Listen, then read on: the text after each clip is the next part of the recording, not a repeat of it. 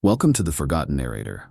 Alright, let's talk about one of the most debated, infuriating, and downright fascinating questions in Warhammer 40k. Who or what was the true nemesis of the Emperor? On the surface, the answer seems simple. Horus, right? The War Master who betrayed his father, launched a civil war, and came within a fraction of a second from killing the Emperor himself. But if you dig deeper, things get murkier. Was Horus really the biggest threat, or was he just a pawn in a much greater game? And if it wasn't Horus, then surely it must have been chaos. The ruinous powers, the eternal corrupting force that twists reality itself, feeding off suffering, war, and ambition. They orchestrated the heresy, turned the primarchs against each other, and have been gnawing at the fabric of the Imperium ever since. But even then, the question remains, was chaos truly the grand enemy, or just another symptom of a deeper problem? Because here's the real kicker. What if the greatest nemesis of the Emperor wasn't Horus, nor chaos, but something even worse? What if the seeds of the Imperium's downfall were sown long before the heresy? What if the biggest obstacle to the Emperor's vision was something so fundamental, so ingrained into the fabric of reality, that even a being as powerful as him couldn't overcome it? That's what we're going to break down today. We're not just going to skim the surface and rehash the same tired debates. We're diving deep into what truly stood in the Emperor's way. We'll start with Horus, the most infamous betrayer in human history, and then dissect whether he was really the main problem. We'll unravel the influence of chaos and question whether it was the true mastermind or just another force of nature. And then we'll look beyond, into the deeper, more insidious threats that might have doomed the Emperor long before the first bolter round was fired in the heresy. By the end of this, you might find yourself questioning everything you thought you knew about the Emperor, his enemies, and the Warhammer universe itself. There was a time when Horus Lupercal was the brightest star in the Emperor's grand vision. The first primarch to be rediscovered, the one who fought side by side with the master of mankind for decades. The one who was chosen above all others to be War Master. If anyone had asked who was the most devoted son, the most trusted commander, the most perfect embodiment of the Imperium's ideals, the answer would have been obvious. Horus. And yet, when the dust settled on Terra, when the blood of billions had been spilled, it was Horus who lay dead at the Emperor's feet, the ultimate betrayer, the one who shattered everything they had built together. But how does someone go from being the golden child of the Imperium to its greatest enemy? Some say it was inevitable. That no man, no matter how strong, could bear the weight of the Emperor's expectations. Others argue that Horus was simply too ambitious, too flawed to handle the power he was given. And of course, there are those who believe he was never really in control at all, that the ruinous powers had their claws in him from the start, turning him into nothing more than a vessel for their will. But before we get to that, let's talk about what made Horus so dangerous in the first place. He wasn't just another primarch, he was the best of them.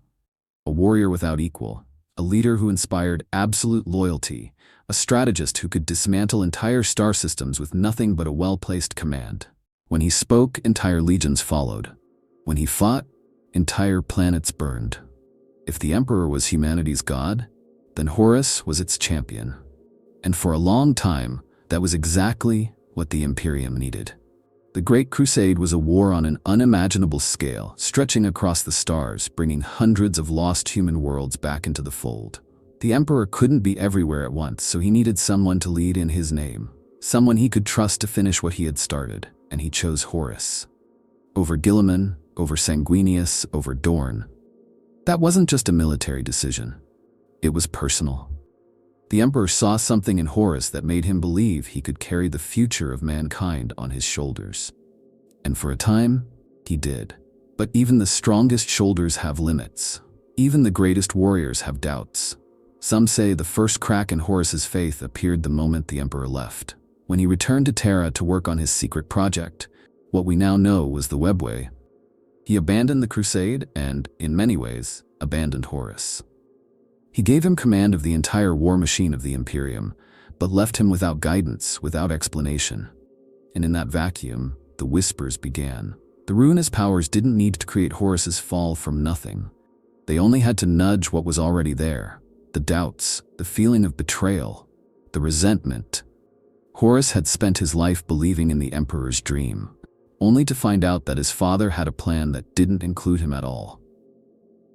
That the Imperium wasn't meant for the primarchs, that they were just tools. The Chaos Gods didn't forge those thoughts. They just made sure Horus listened to them. The tragedy is that Horus truly believed he was doing the right thing. That's what makes him such a compelling figure. He wasn't some mindless servant of chaos, at least not at first.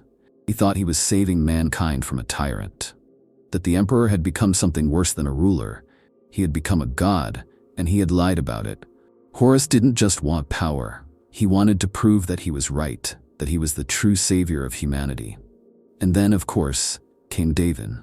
The wound, the sickness, the visions. Maybe if he had never set foot on that cursed world, things would have been different.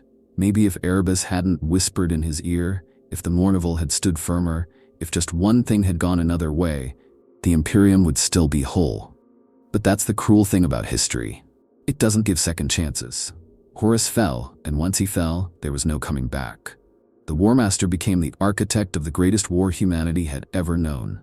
He turned brother against brother, primarch against primarch, and carved a bloody path across the stars straight to the Emperor's throne.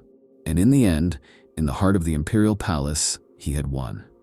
For one brief moment, Horus had the Emperor beaten. Broken. At his mercy. And yet, he hesitated.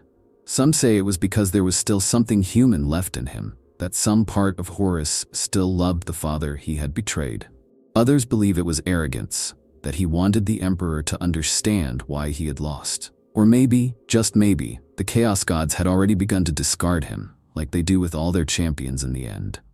It doesn't matter. The moment passed, and in that hesitation, the Emperor struck. And so, the greatest of all the primarchs died. Not as a hero, not as a savior, but as a cautionary tale. The greatest weapon humanity ever had turned against itself. But here's the real question. Was Horus ever truly the greatest threat to the Emperor? Or was he just another piece in a much larger game? Because if he was just a puppet, then the real enemy wasn't him at all. It was the thing pulling the strings. And that's exactly what we're going to talk about next. Chaos is one of those things that people love to argue about in Warhammer. Some say it's the ultimate evil, a force of pure destruction that corrupts everything it touches.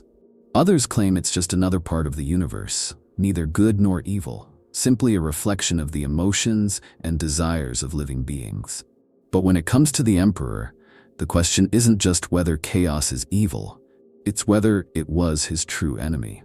Was chaos the force that ultimately brought him down, or was it just another symptom of a deeper, more fundamental problem? To understand that, we need to talk about the nature of chaos itself. Unlike the Imperium, or the Eldar, or any of the other factions in the galaxy, chaos doesn't play by the same rules. Empires rise and fall, but chaos is eternal.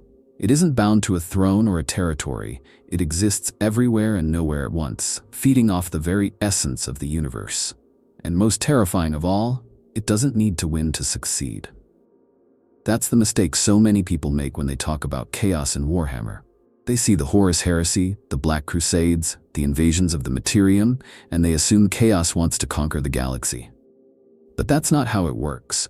Chaos doesn't need to rule. It just needs the war to keep going. The longer the Imperium fights, the more suffering, the more fear, the more hatred, the stronger chaos becomes. And that's the part that makes you wonder, did the Emperor ever really have a chance? Some fans believe he did, that if he had just been able to complete his grand plan, he could have starved chaos out completely. That was the whole point of the Imperial truth. The idea that if humanity could stop believing in gods, the Chaos Gods would wither and die. That's why he outlawed religion, why he waged war against superstition, why he tried to make humanity embrace science and reason instead of faith. Because chaos doesn't exist on its own. It is fueled by belief, by emotion, by war. If there was no one left to feed it, maybe, just maybe, it could be erased from existence. But others argue that this was never possible, that the Emperor's entire plan was doomed from the start because chaos isn't something you can just ignore. It's not an external threat, it's part of reality itself. As long as there are emotions, as long as there is life, chaos will exist. You can't get rid of it, because it is the warp. And the warp is everywhere.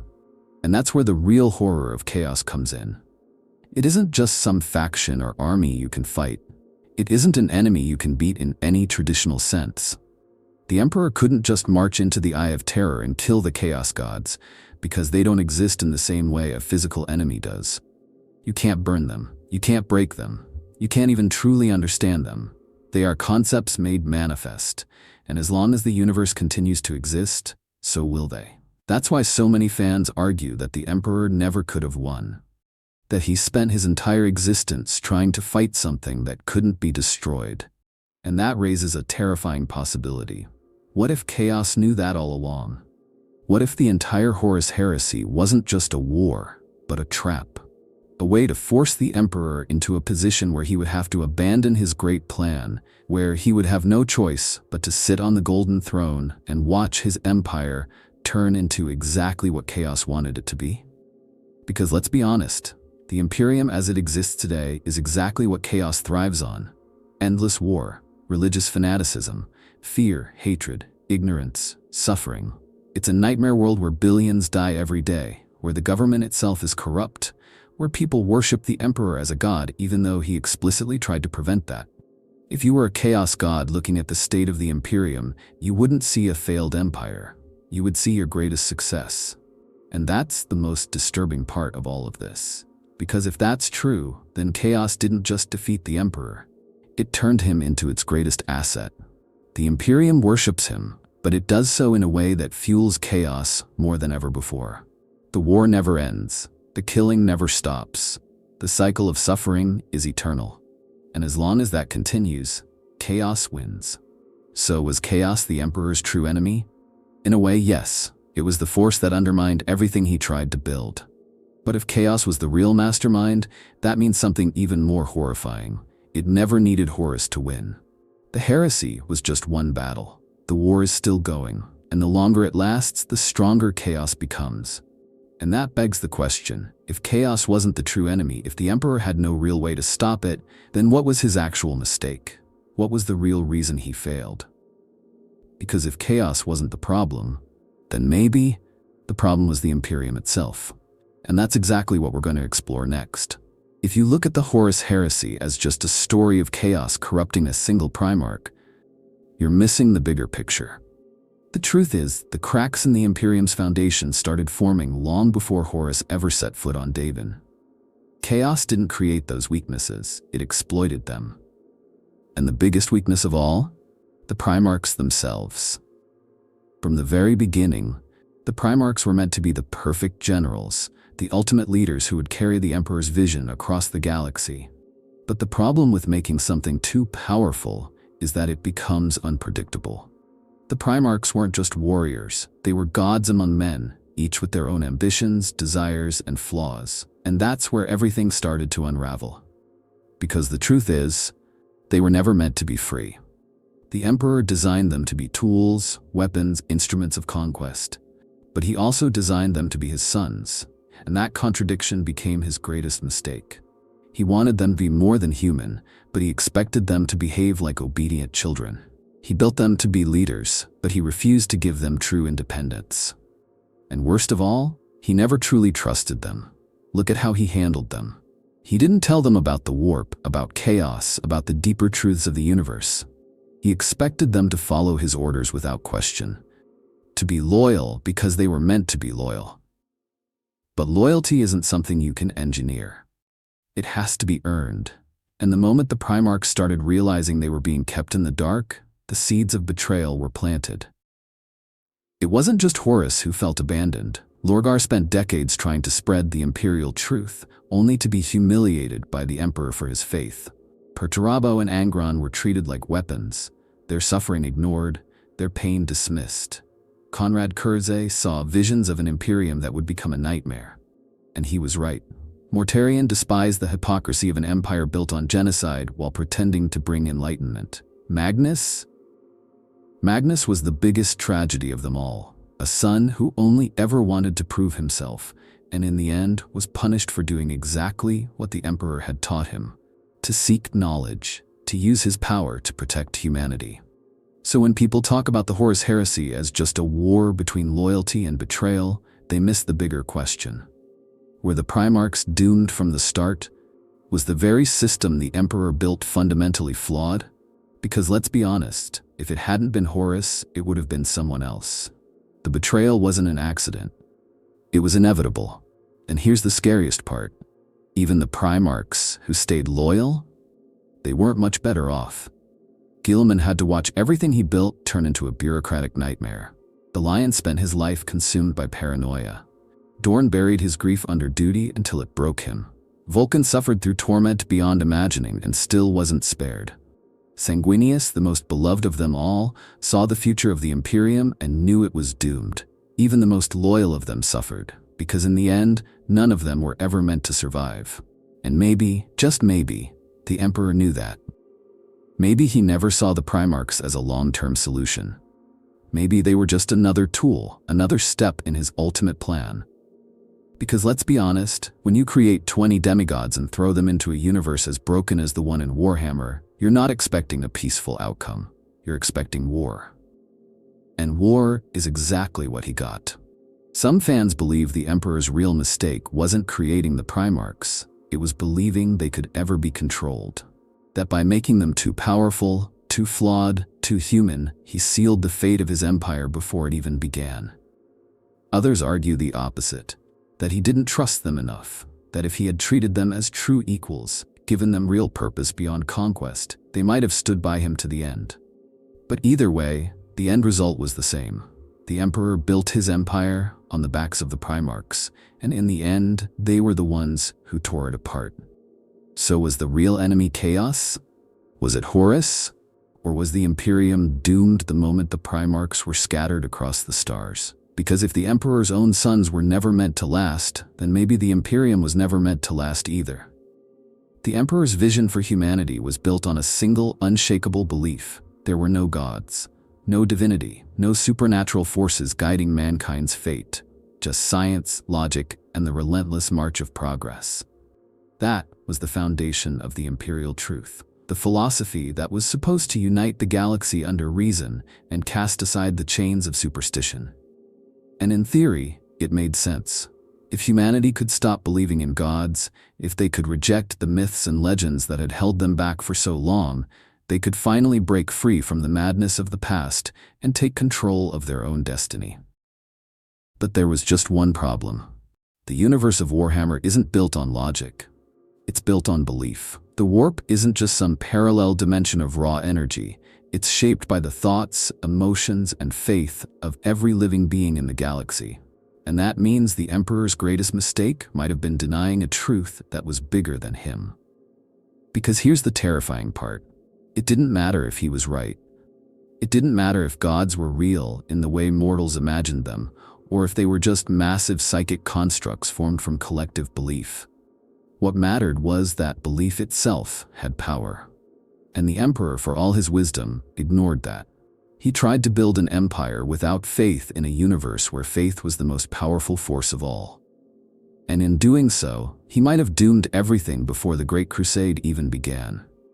Look at what happened with Lorgar. He wasn't just another primarch, he was the most devoted, not to chaos, not at first, but to the Emperor himself. He worshipped him. He spread the imperial truth, not as cold, hard logic, but as a gospel, because he couldn't accept a universe without meaning. And what did the Emperor do? He humiliated him. He burned Lorgar's greatest achievement, shattered his faith, and told him that worship was a weakness. And what happened next? Lorgar found something else to believe in. And that's the real danger. You can't just erase faith. You can suppress it, you can punish it, you can force people to say they don't believe, but deep down, they still will. That's what the Emperor didn't understand. Humans need something greater than themselves, and if you take that away, they'll find it somewhere else.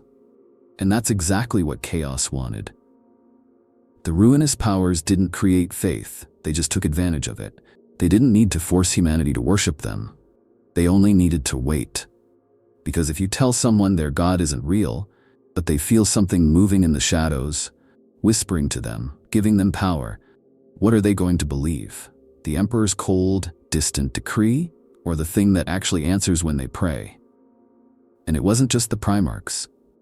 It was everyone. The imperial truth worked on the battlefield, but it didn't work in the hearts and minds of normal people. And when the emperor disappeared, when he was no longer there to enforce his will, what happened? The same thing that happens every time humanity is left to its own devices. They created a god. They turned the emperor into the very thing he had spent his life trying to destroy. And ironically, that saved the Imperium. If humanity had truly held on to the imperial truth, they might not have lasted. The belief in the emperor as a god gave them something to fight for. It united them. It gave them strength in the only way that really mattered. But that also means something far worse. If belief is the most powerful force in the galaxy, and if humanity worships the emperor as a god, then what does that make him now? Is he still the man he once was? Or has he become something else entirely?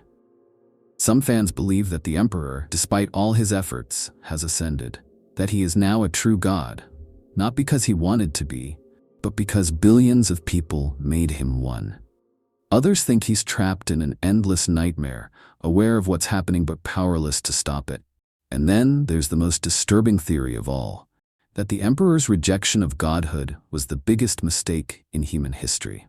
That if he had embraced it from the start, he could have wielded the power of faith against chaos instead of letting it slip through his fingers.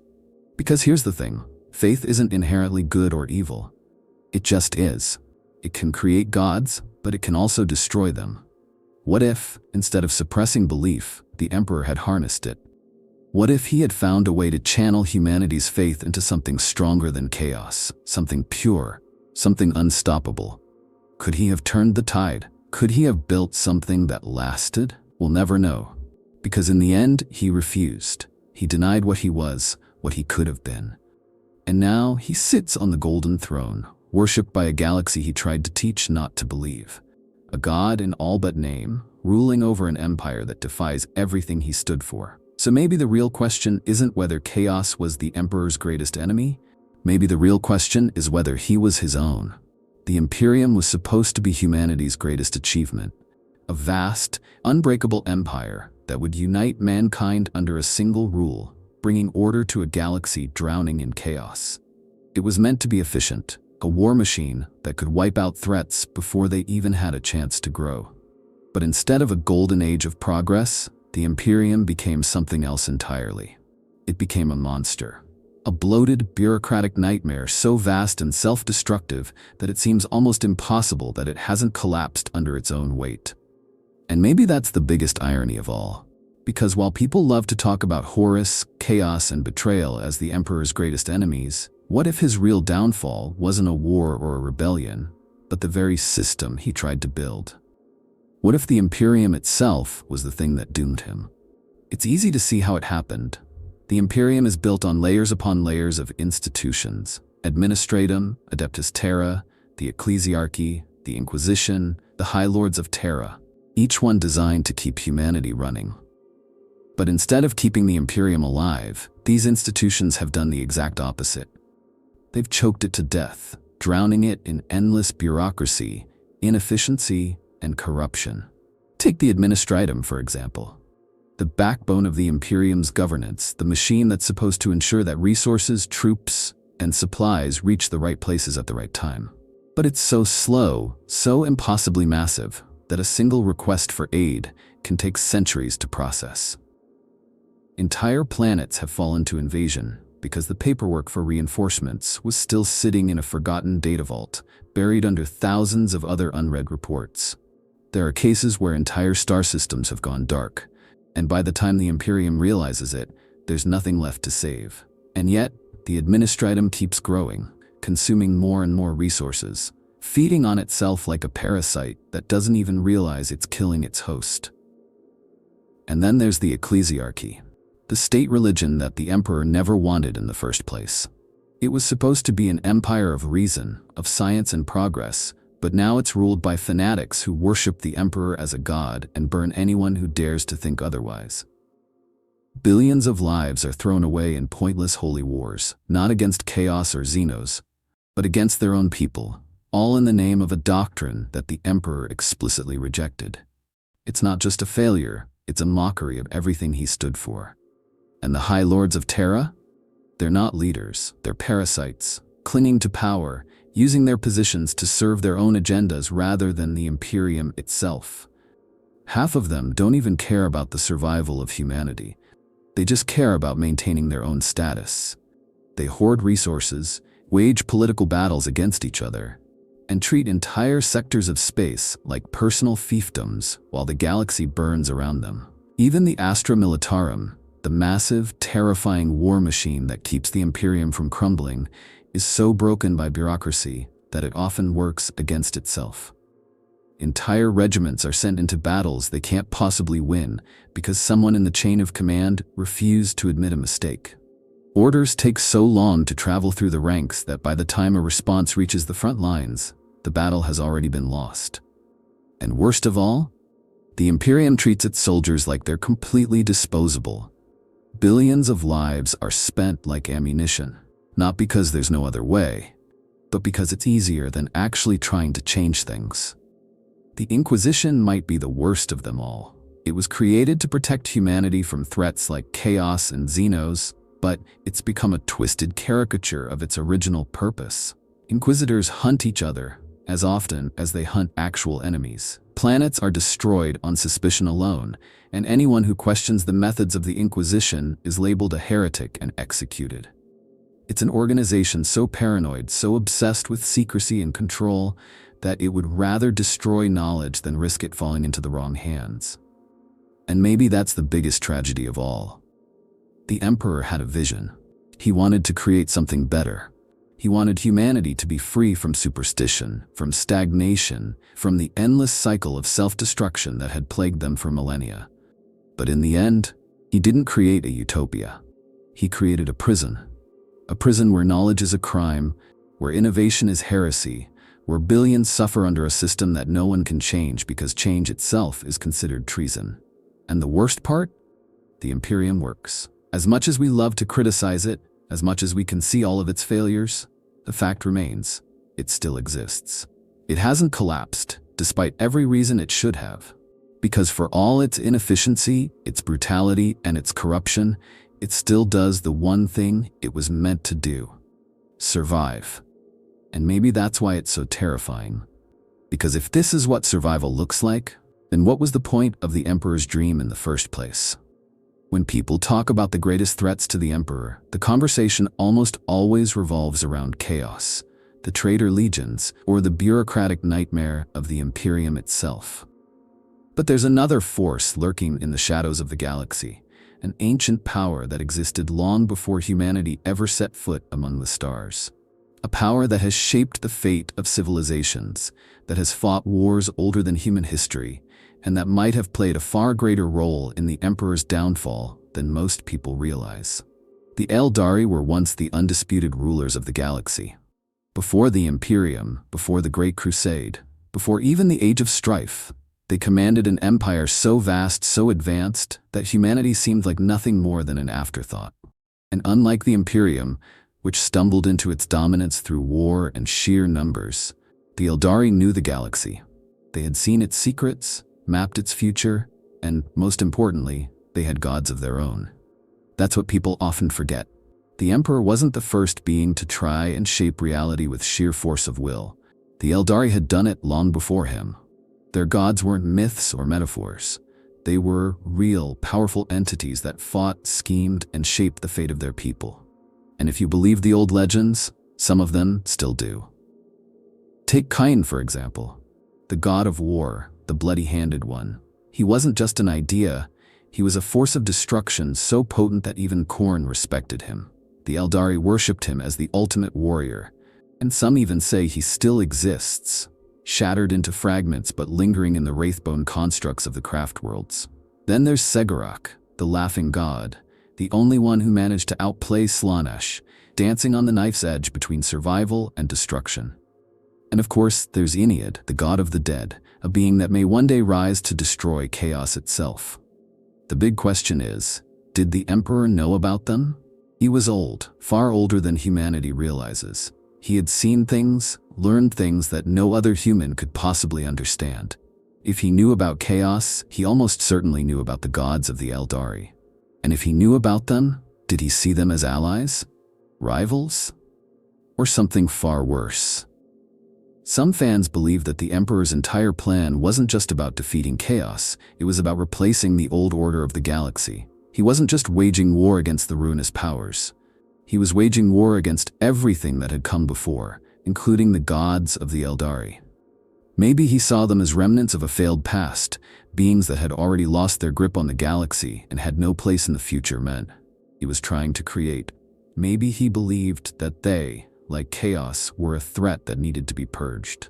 And if that's true, then the Eldari might not have been just another Xenos race to the Emperor. They might have been one of his greatest obstacles. Because while humanity was still clawing its way out of Old Night, the Eldari still had knowledge, technology, and, most dangerously, foresight.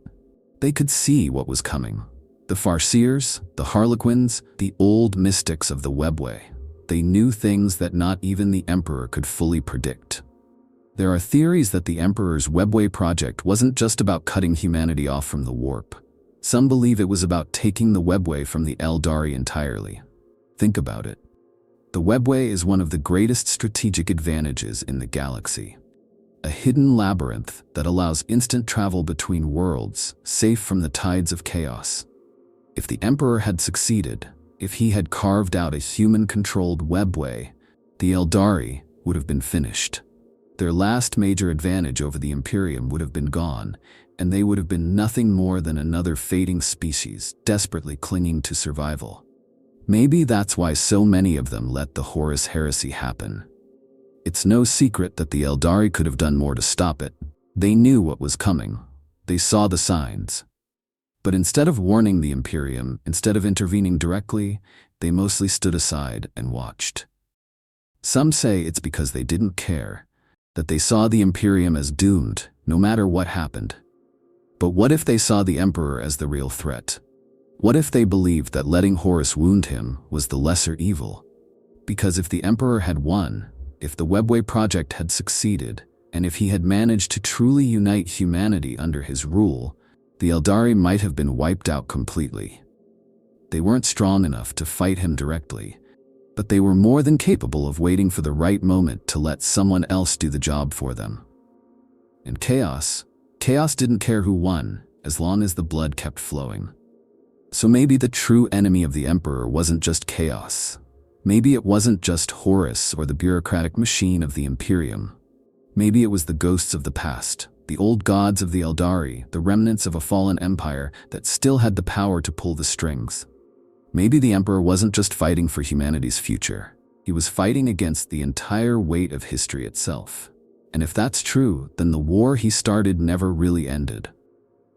The Warhammer 40k universe is built on the idea of imminent doom, the constant, creeping horror that, no matter how bad things seem, something even worse is always lurking just beyond the edge of the galaxy.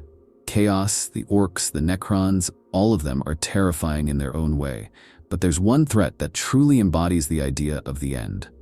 A force so alien, so unstoppable, that it doesn't just want to conquer or corrupt, it wants to consume.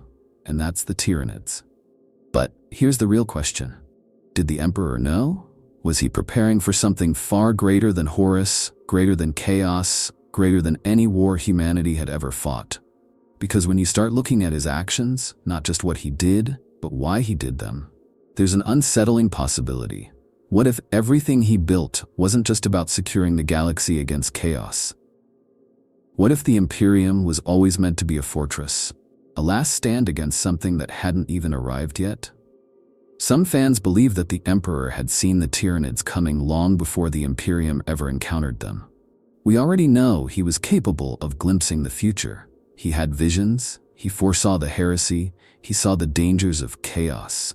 If he was looking far enough ahead, is it really so impossible that he saw something even further? Maybe he didn't know the exact details, but what if he sensed it? The pull of something vast and hungry, a threat that wasn't tied to the warp, a force from the void that was beyond anything the galaxy had ever faced. And if he did know, then suddenly, a lot of his actions make more sense. Take the Primarch project, for example. The Emperor wasn't just creating generals, He was creating weapons, beings who could lead armies, who could conquer and fortify entire worlds, who could defend humanity against something. But he didn't just make warriors, he made monsters. The primarchs weren't human, not really. They were something more, something greater, and maybe something necessary. If the Emperor believed a threat was coming that would require more than just men, then his sons were the answer. And then there's the Webway project. On the surface, it was about cutting humanity off from the dangers of the warp, about creating a stable, controlled means of travel that chaos couldn't interfere with. But what if that was only part of the plan? What if the Webway wasn't just about securing humanity from internal threats, but about protecting it from something external? A way to move across the stars without exposing the Imperium to a force that didn't rely on the warp at all? Because that's what makes the tyranids different from every other major threat in Warhammer. They don't use the warp. They don't bargain with chaos. They don't care about gods or demons or prophecies. They don't stop. They don't negotiate. They don't even hate their enemies. They are pure survival, a biological force beyond reason or emotion, and their hunger is endless. And that raises another terrifying possibility. If the Emperor did know about them, if he had seen them coming, did he realize that chaos was never actually the biggest threat? Because when you think about it, chaos is dangerous, but it's also self-destructive. It feeds on war, but it also causes war. The chaos gods are constantly fighting each other. Their mortal servants are always tearing themselves apart. And even at its strongest, the forces of chaos have never been truly united. But the tyranids? The tyranids are one. A singular unified will that doesn't waver, doesn't hesitate, doesn't stop. Chaos corrupts, but tyranids erase. And that leads to an even darker theory. What if the Horus heresy itself was, in some twisted way, a distraction? What if chaos, as terrible as it is, was still just part of a much bigger game? The Emperor spent his entire life fighting chaos, but what if that was just a delay? A way to keep the galaxy together long enough for humanity to be strong enough when the real war arrived. The Imperium, for all its flaws, still exists. It has endured for 10,000 years, surviving against all odds. But why? It should have collapsed 1,000 times over. It should have torn itself apart under the weight of its own corruption. And yet, somehow, it keeps going. Maybe that's not by accident. Maybe the Emperor designed it that way, not to thrive, but to endure. Because when the tyranids finally arrive in full force, when the Great Devourer washes over the galaxy, the Imperium will be the only thing left standing in its way. The only thing with the sheer, mindless determination to fight to the bitter end. The only thing brutal enough, relentless enough, stubborn enough to resist an enemy that cannot be stopped. And if that's true, then everything, the Great Crusade, the heresy, the Imperium's endless suffering, might have been part of something far bigger. Not a war for dominance, not even a war against chaos, but a war for survival against the real end of the galaxy. And if that's the case, then the Emperor's vision wasn't just about winning. It was about making sure that, when the time came, humanity wouldn't go down without a fight. For all the enemies the Emperor faced, Horus, chaos, the broken system of the Imperium, the ancient gods of the Eldari, and even the tyranids looming beyond the galaxy, there's one enemy that might have been greater than them all. One that no army could fight, no primarch could betray, no bureaucratic nightmare could corrupt. Himself. It's one of the most debated ideas in Warhammer. Was the Emperor of mankind his own worst enemy? Because when you strip away the myths, the propaganda, and the deification, you're left with something that isn't a god, or a savior, or even a ruler. You're left with a man, one who made choices, one who had flaws, and one who, despite being the most powerful human in existence, might have doomed himself through his own mistakes. One of the biggest criticisms against the Emperor is his inability to trust. He built the primarchs to be the greatest leaders in history, but he never truly relied on them. He gave them worlds to conquer, legions to command, but he never let them see the bigger picture. He kept secrets about chaos, about his plans, about the truth of the universe, and that secrecy destroyed everything. Because when you treat even your most loyal sons like tools instead of people, how can you be surprised when some of them turn against you? Horus wasn't the only one who felt abandoned. Magnus trusted the emperor above all else, and when he tried to warn him about Horus, what did he get? Condemnation. Lorgar worshipped him, and he responded with humiliation. Angron was left to suffer. Perturabo was treated like a disposable weapon. Konrad Kurz was cast aside when his visions of the Imperium's future became inconvenient. The emperor built gods of war, but when they looked to him for purpose, he either ignored them or punished them. And then there's his ego. There's no denying that the emperor was brilliant, but was he right about everything?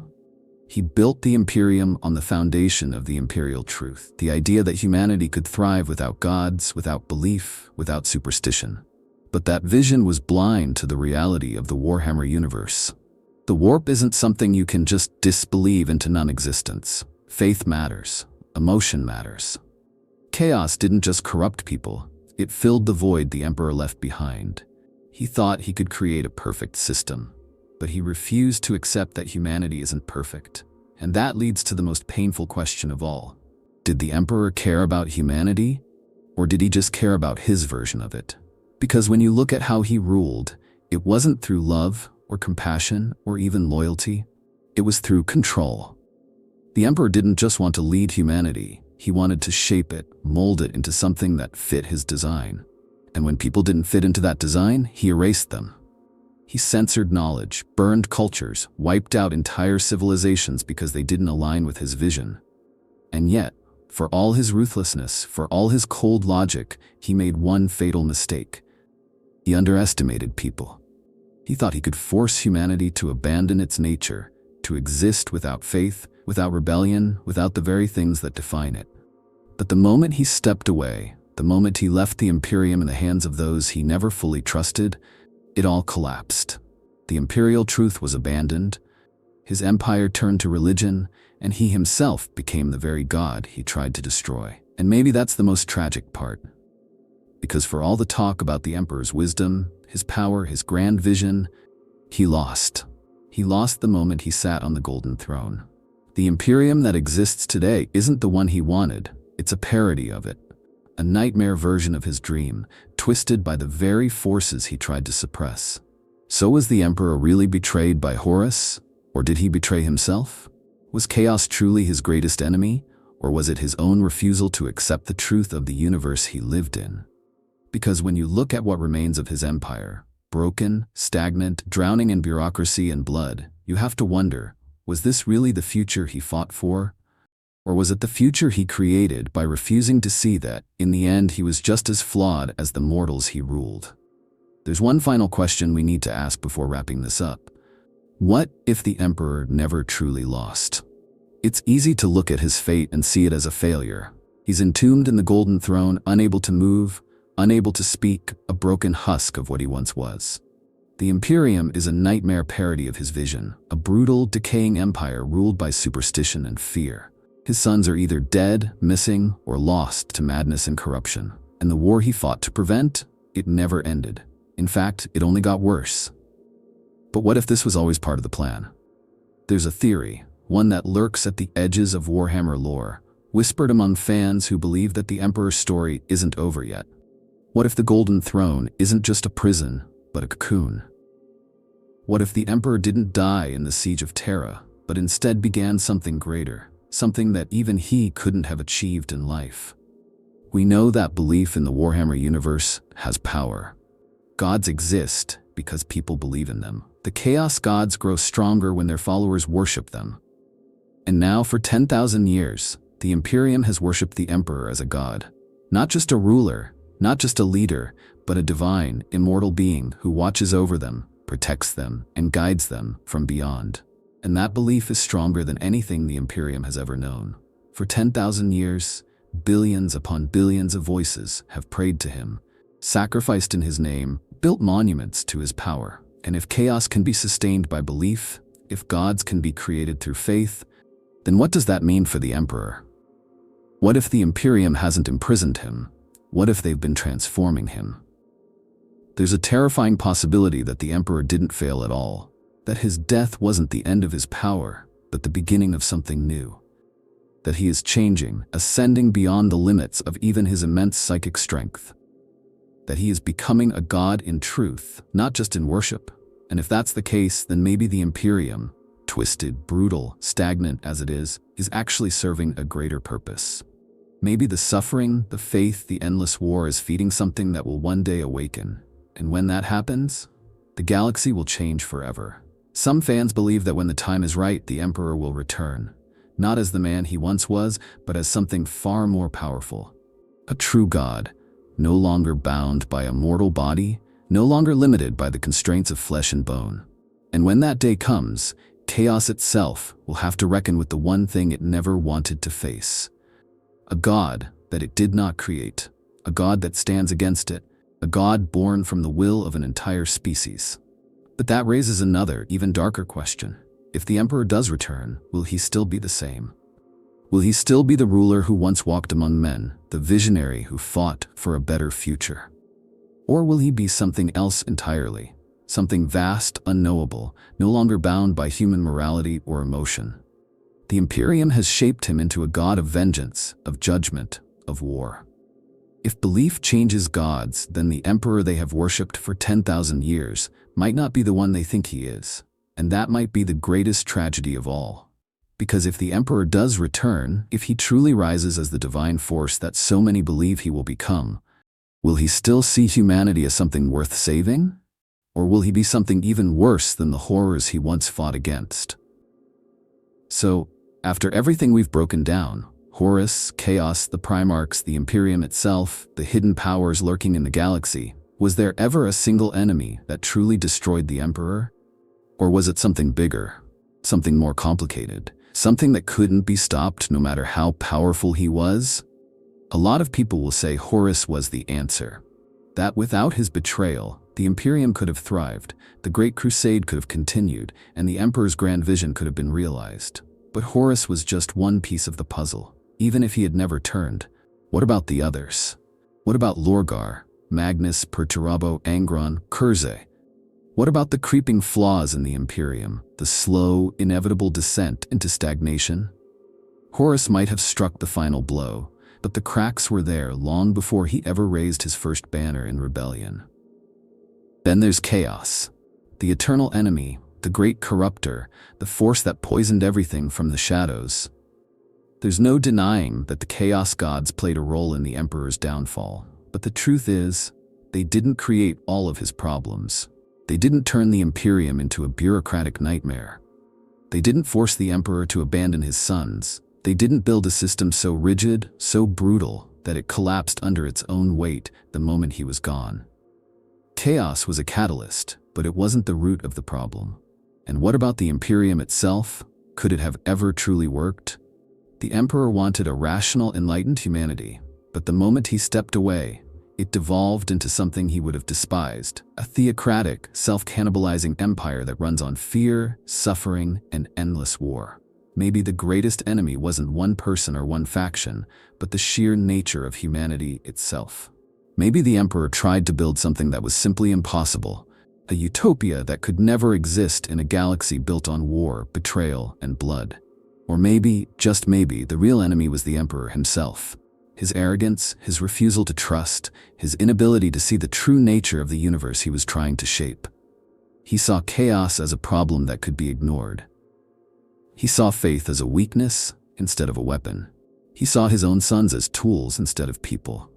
And in the end, he created an empire that could only survive through suffering, an empire that would collapse without a constant state of war, an empire that needed a god, even though he spent his life denying he was one. And that's the tragedy of it all. The Emperor might have been the most powerful being humanity has ever known, but he's still lost. He sits on the golden throne, a prisoner in a tomb of his own making, watching as his Imperium twists further and further away from what he wanted. The war never ended. The fighting never stopped. And for all his brilliance, for all his power, he was never able to escape the one truth that defines the Warhammer universe. There is no victory. There is no peace. There is only war. But what do you think? Was there ever one true enemy that doomed the Emperor? Or was it a combination of everything?